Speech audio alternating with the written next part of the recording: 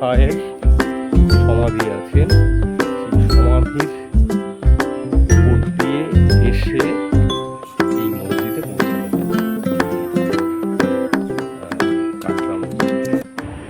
মুর্শিদ কুলি খানের মৃত্যুর পর তার ইচ্ছা অনুসারে এই মসজিদের প্রবেশের সিঁড়ির নিচে তাকে সমাধিস্থ করা হয়।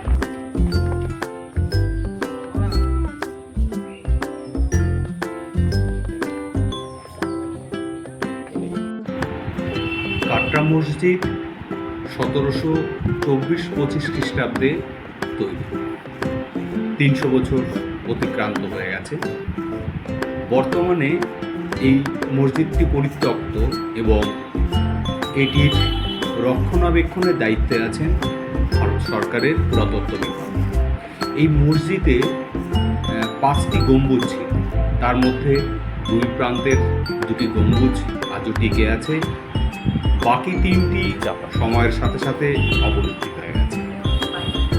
এই মসজিদের চারপাশে অনেকগুলি ছোট ছোট ঘর আছে, যেখানে একসাথে 700 জন মানুষ কোরআন শরীফ পাঠ করতে পারতেন। আর এই মসজিদের কোরআন ঠিক সামনে এই ঘরগুলির যার চারপাশ দিয়ে বেষ্টন করে আছে বর্গাকৃতি একটা বিশাল চাকা, যেটা খিলান দিয়ে তৈরি, ইটের খিলান। এখানে সম্ভবত নামাজিরা নামাজ আদায় করতেন। এই মসজিদের দুপাশে 2টি বড় বড় গম্বুজ ছিল, যেখানে ছোট ছোট ফোকর আছে। তো সেটা দেখে বোঝাই যায় যে এখানে পাহাড় আদায়ের ব্যবস্থা ছিল, যেহেতু নবাবের পছন্দের জায়গাগুলির মধ্যে একটি। এই চাতালে ইটের ছোট্ট ছোট্ট বর্গাকৃতি খিলান আছে আর কি।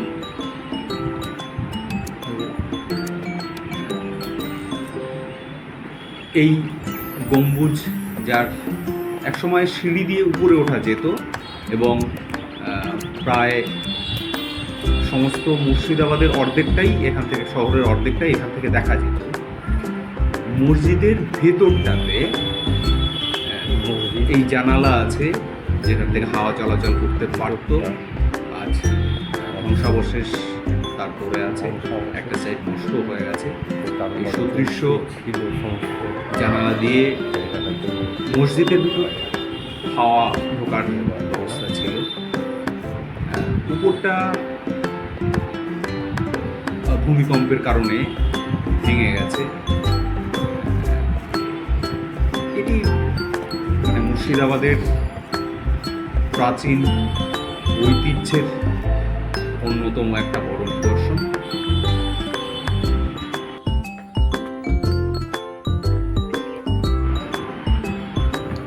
কোরআন পাঠ করার জন্য যে ঘরগুলো নির্মিত হয়েছিল তার মধ্যে আমরা একটু প্রবেশ করার চেষ্টা করছি।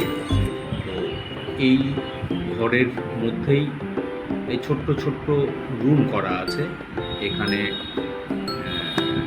কোরআন পাঠ করতেন যারা এখানকার থাকতেন আর কি। আমরা মুর্শিদাবাদের অন্যতম ঐতিহ্য, প্রত্যেকটা এই যে ঘরগুলো আছে প্রত্যেকটাতে ঘরের উপরে এরকম গম্বুজ ছিল। কিছু একটা দিকে দোতলা আছে এই ঘরগুলো, সম্ভবত সবটা দোতলা নাও থাকতে পারে, অনেকটা জায়গায় দোতলা ছিল। এই মুর্শিদাবাদের